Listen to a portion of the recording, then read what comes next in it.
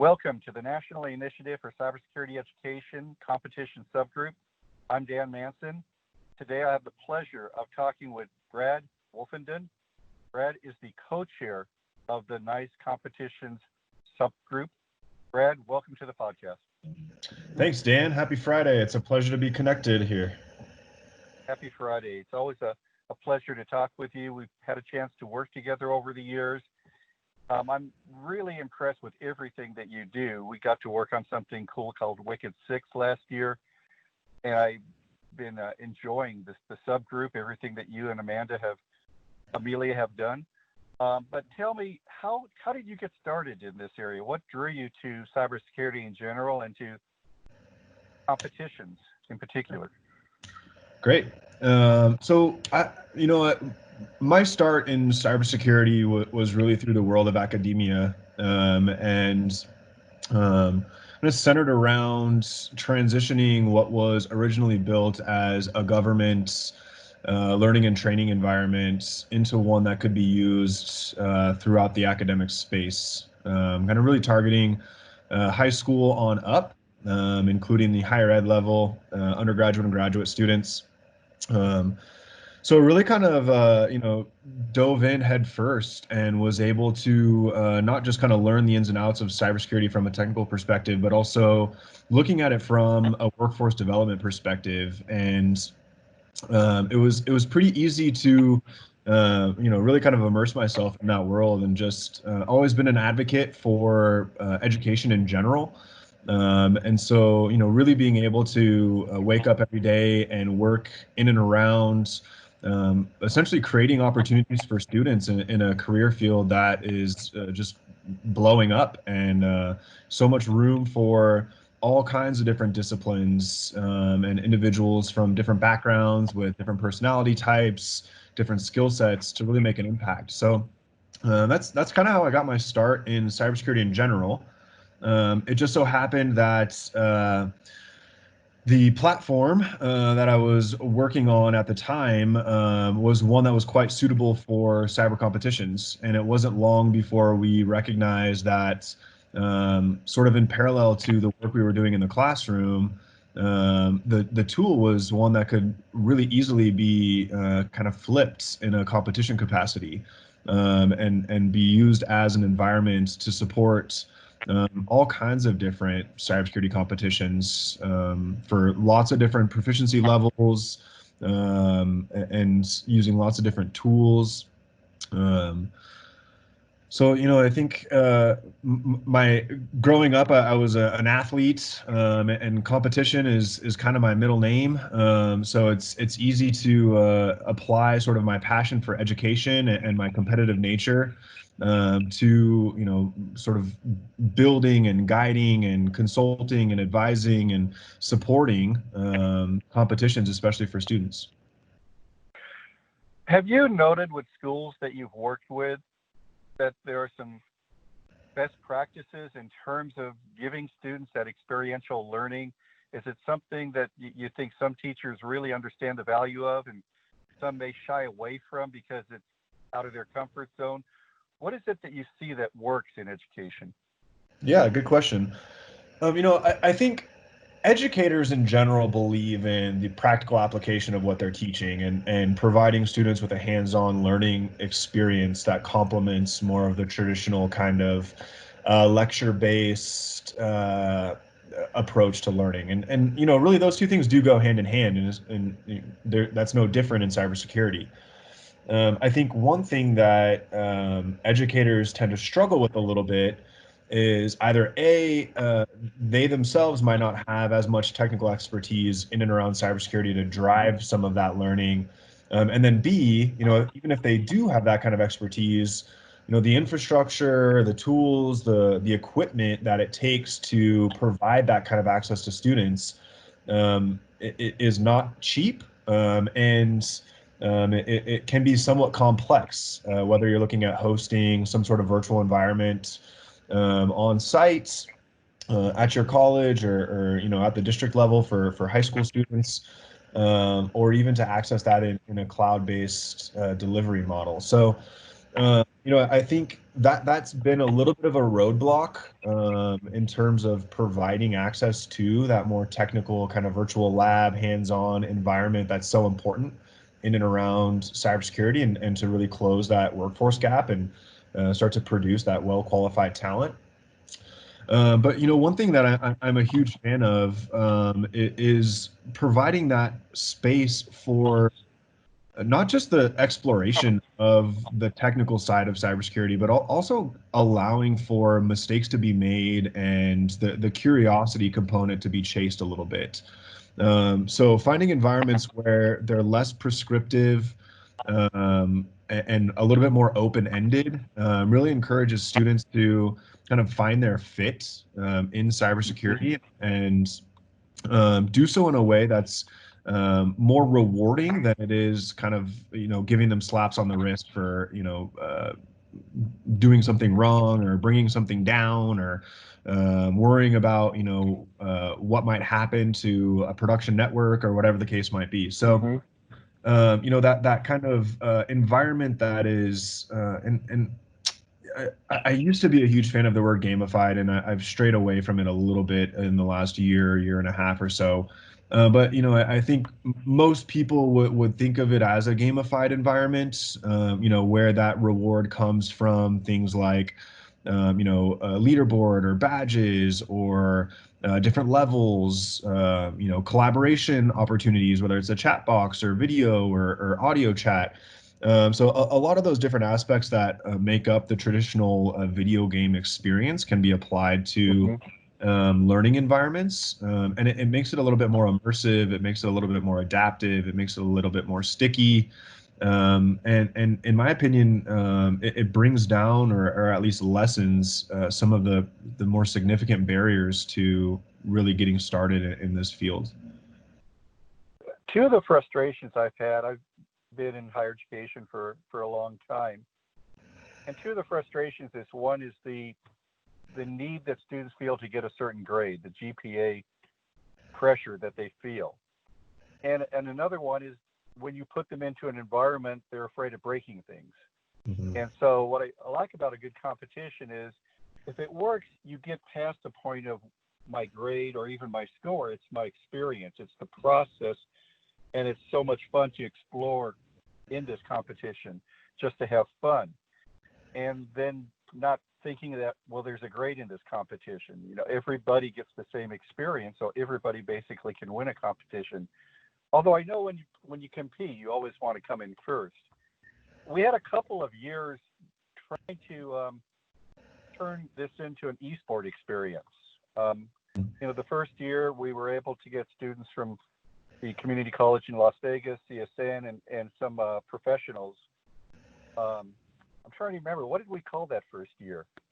That We was had game a titles. Game of Titans, yes. And I don't know that we really knew what we were doing, but it was so much fun to do. That was one of the most fun nights I've ever had to see them up on that platform at a full-fledged esports arena. The feeling that they had being up on that stage.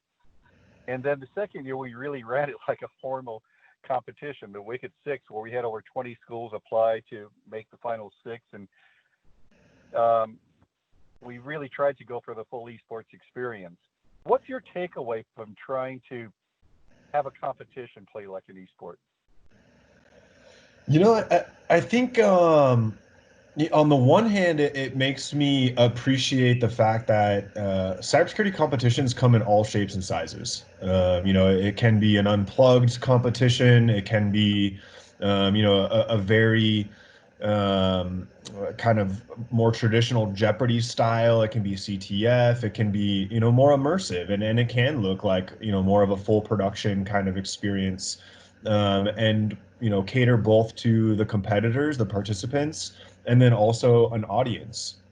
Um, I think one of the things that I was really looking for out of the esports venue and kind of bringing cyber competitions into that kind of an arena was how do we start to land the importance of cybersecurity as a career to the general public?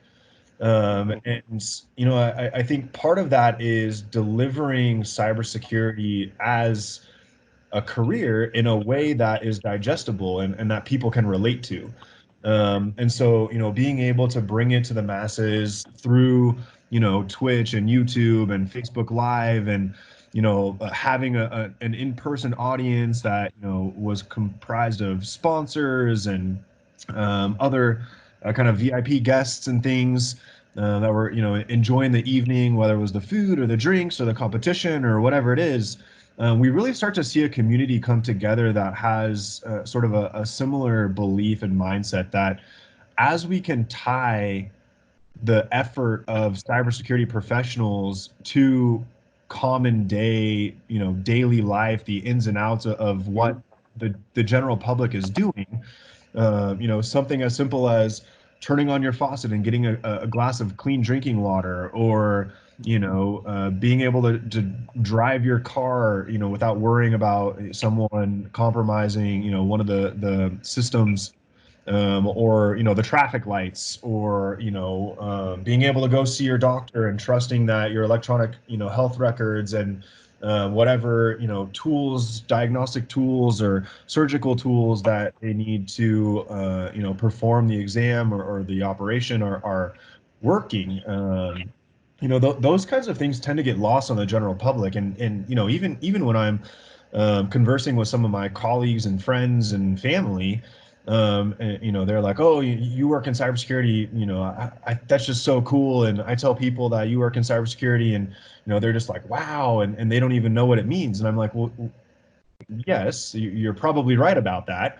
But like, take that conversation one step further and start to connect the dots for them, because we've had those conversations, and starting to recognize the importance of cybersecurity and maintaining life as we know it on the daily is just so important. And so that was really one thing that I think bringing esports into the or as a venue for cybersecurity and competitions in general. One, people like competitions. Two, it made it widely available. And three, it started to kind of introduce cybersecurity work or accomplishments in a way that it is um, a little bit more tangible to why we should pay more attention to it.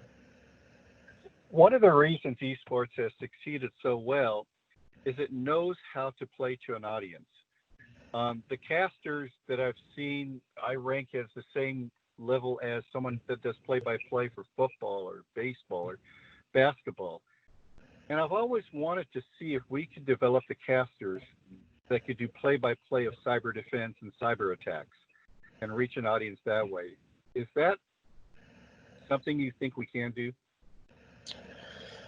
Yeah, I mean, certainly there are definitely competition environments that allow for that kind of a thing. And when you combine the environment that is interactive and exciting visually, and it has some of the flash that would bring in a viewer. You combine that with a commentator that has some of that technical expertise and wherewithal, so they can start to bring some of those connections uh, between the technical work that's being done in the environment and what people should know from a bigger picture.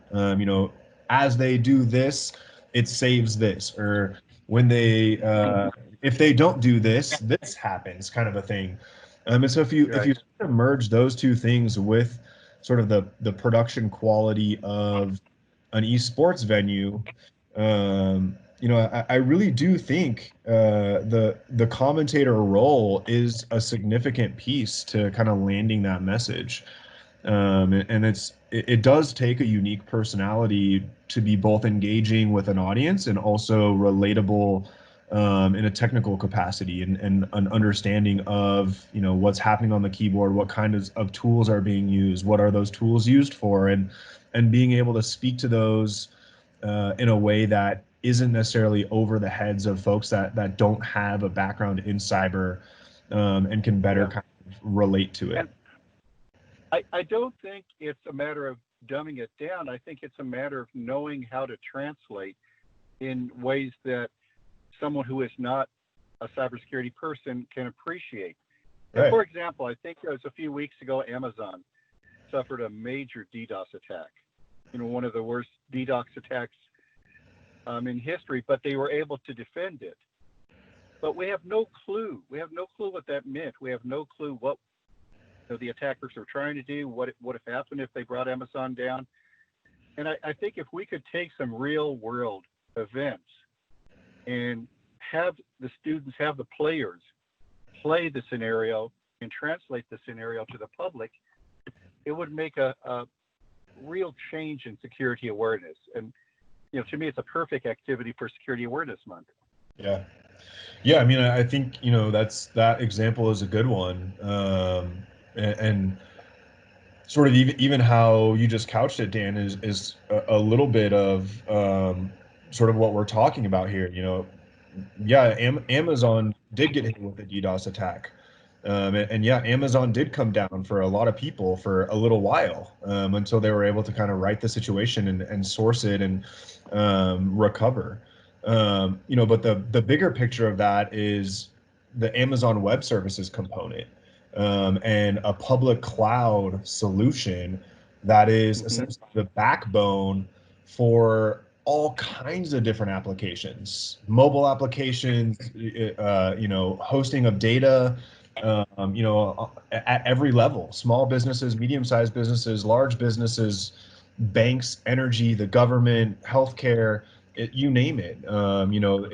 It has such a wide scale in terms of the impact, and those are some of the things that oftentimes go unnoticed. And so, you're exactly right. And we've had this conversation. I think it was probably you years ago that said, we need to figure out ways to position cybersecurity competitors or athletes or students, participants in cybersecurity competitions as the Michael Jordans or the Kobe Bryants Right. or the sports heroes. And it's just like hitting the winning home run in the World Series or catching the winning touchdown pass or scoring the winning goal in the World Cup or any sports analogy, Yeah. sinking the putt at the Masters. Two individuals that are able to quote unquote save the day in cybersecurity competitions, and whether that looks like defending a water treatment facility or keeping a satellite network up or allowing AWS to maintain business continuity and support all of the various tools and assets and applications that run off of that infrastructure. Those are all very real things, and I think that's definitely going to be a key to this. Let's talk about the competition subgroup. I had the pleasure and honor of being one of the co-chairs at the beginning with Jessica Gulick, but I think you and Amelia have really taken it forward. Can you talk about some of the initiatives you and Amelia have been involved with since you came on board, and maybe some that you're looking for in the future? Yeah, certainly. And Jess, love Jess. Really thank Jess for leaving the competition subgroup in a place where we could kind of take the baton and run with it. And Jess and I still work together on several things. So maybe we'll get to some of that here in a little bit. But since Amelia and I took over, it's been about a year. Time flies, and in my mind, everything happened 2 weeks ago. But it's probably been about a year. We are currently pushing two projects across the finish line. One is a document that overviews how to build and run a competition.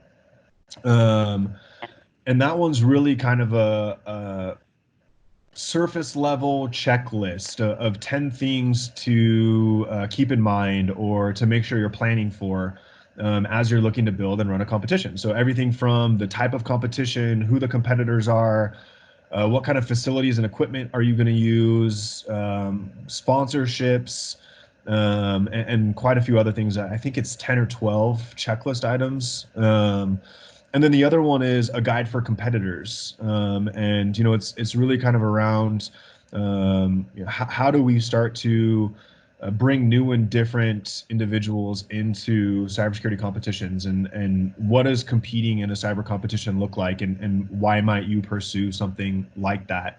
And so it talks a lot about the practical skills, the opportunity to explore the field, having tangible results in the form of report cards or a resume, almost like a GitHub profile, if you will, for cybersecurity work, that expresses your expertise and your experience on the keyboard. That can then turn into something an organization looking to hire you might want to review. And so those are two projects that are nearing the finish line. I think it was either the May or the it must have been the May meeting, where we had the two women that are leading those projects. It's Wendy Ford is leading the How to Build and Run a Competition, and Marcel Lee is building the Guide for Competitors. Um, and so we had both of them present the latest updates, and are in the final rounds of editing. And so that one should be done before the end of the summer and in time for the NICE conference here in November. So we're very much looking forward to that. I think we've had some other project ideas in terms of what's on the horizon for us. There's been some talk around, working to map cybersecurity competitions to different frameworks, including the NICE Cyber Workforce Framework.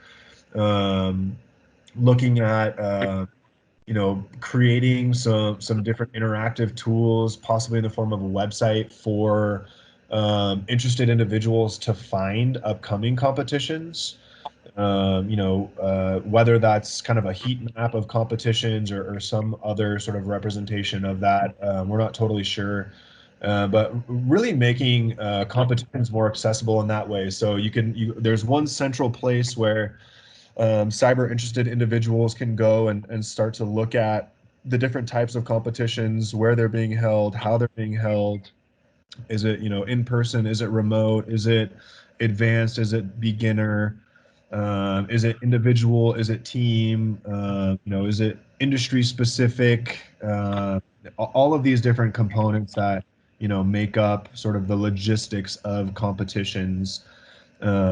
One-stop shop for folks to kind of go in and explore, what's coming up in a competition perspective. I think you've had really good participation in the last year, but I'm asking this question for two reasons. One is to find additional podcast material, but also for your subgroup. Who would you like to see become involved in your subgroup that isn't involved yet in terms of, some type of demographic or industry sector or age group? But what would you like to see? Who do you like to see in your subgroup that isn't necessarily really participating now? That's an interesting question. And my gut response is kind of to go to both ends of the spectrum, in a way. Our membership, comparatively to some of the other subgroups, isn't as robust. But in terms of monthly attendance, we are the leading subgroup. So the percentage of overall membership that attends our monthly meetings is the highest of any subgroup. I think most of the membership represents academia, a little bit of federal government, a little bit of commercial. Um, but I think there are kind of two pockets of folks that I would like to start to draw in. And you bring up a good point, Dan, and that might be something that I'll push a little harder on in my own kind of contributions to the subgroup. But I would love to see more competition, subgroup participation from students, both high school students and higher ed students, so K-12 and higher ed. And then kind of the other end of the spectrum, where are the Amazons, the Microsofts, the IBMs, those heavy hitters? And everyone's busy. Everyone has a day job. We're all doing this as volunteer work. But there's so much talk of, let's close this workforce gap. Let's and whatever comes after that. But whatever comes after that usually isn't participating actively in kind of guiding the direction of what's then real. Yeah. So I do think it's easy to throw money at supporting or sponsoring conferences, and things like that.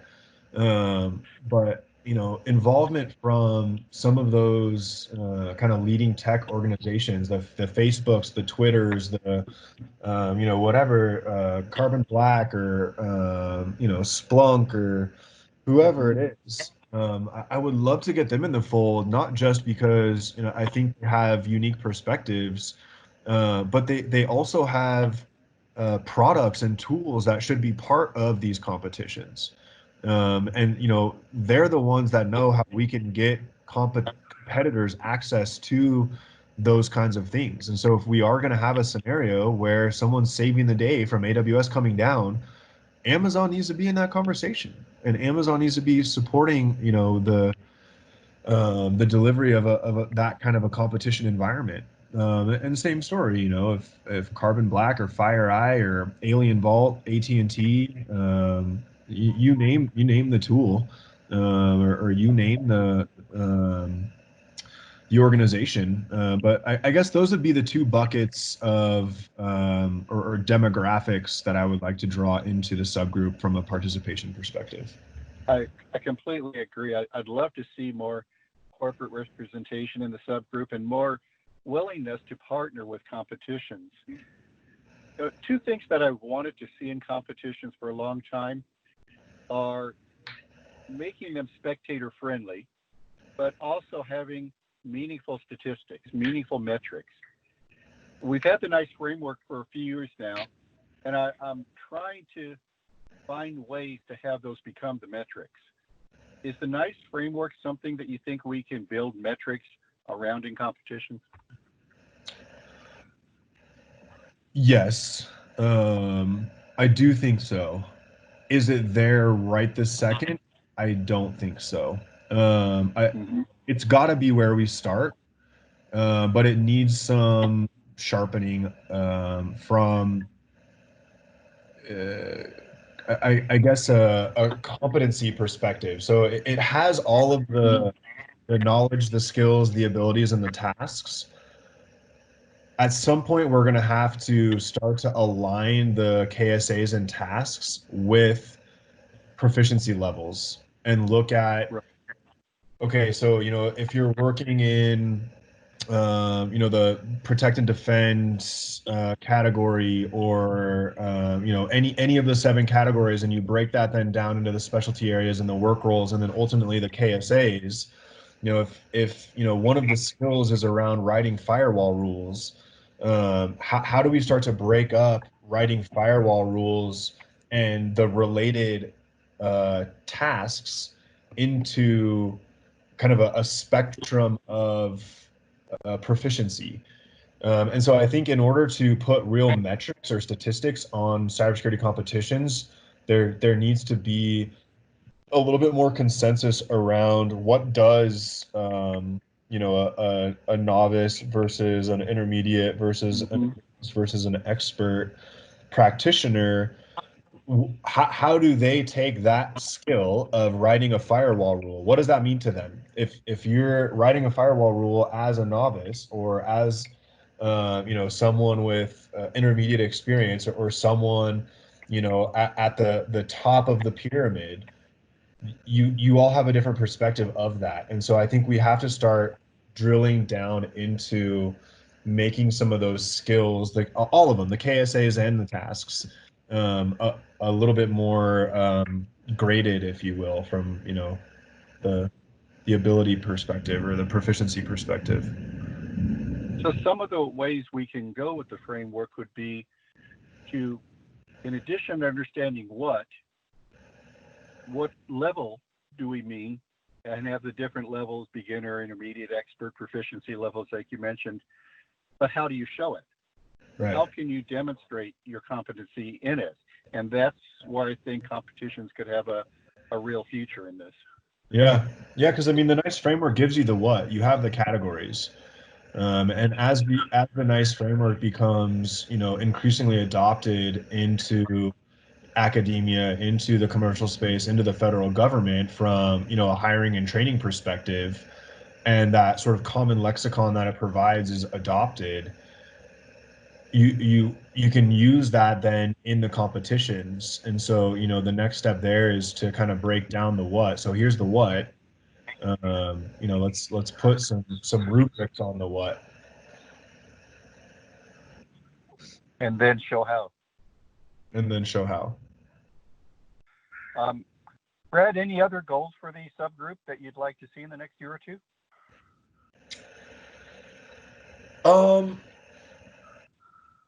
I think I'm pretty happy with where we're going. The projects that we have ongoing, including this podcast, have been very well received. Um, I think the biggest thing for me is, um, as a co-chair, I want to sort of energize and kind of provide the leadership, but I don't necessarily always want to provide the direction. I want that to come from the membership, because I really do think that for them to be bought in, it needs to come from them. They need to select the projects that, as a group, we can accomplish. With any sort of public working group, volunteer based kind of affiliation like the competition subgroup, it's only as successful as its membership. And so, really allowing them to kind of sit in the driver's seat a little bit, and select how we spend our time, as long as there's enough consensus around that. We can easily have two, three, four parallel projects that are ongoing, and we tend to. It's interesting to see how um, members will sort of gravitate into supporting specific projects, either based off of who's leading the project, or what the project is, or both. And so I think the goal of the next year, from my perspective, is to really kind of set the table. And it's a 2-year commitment from the co-chair perspective, and I'm in my final year. So I want to make sure that we are sort of setting the table for whoever is going to come and take over for me, with an active and engaged membership, and a portfolio of projects under development that keeps people excited. Brad, it's been a pleasure talking with you. It's been much more of a pleasure having a chance to work with you. I really look forward to staying engaged with the competition subgroup. You and Amelia are leading a group of very talented people. I think one of the reasons your initiatives that are coming out now are so good is that you had buy-in. You had 10, 12 people working on how to create and run a competition, and I think you'll have that in the future projects as well. Well, thanks, Dan. I appreciate it, as always. Love hearing from you, and thanks for your support. And give yourself a little pat on the back. The podcast project has been our longest standing one, so I'm glad to see there's still some life in it, and looking forward to some of the next interviews that you put up. Thank you, Brad. This has Have a been the great week. National Initiative for Cybersecurity Education Competition Subgroup Podcast.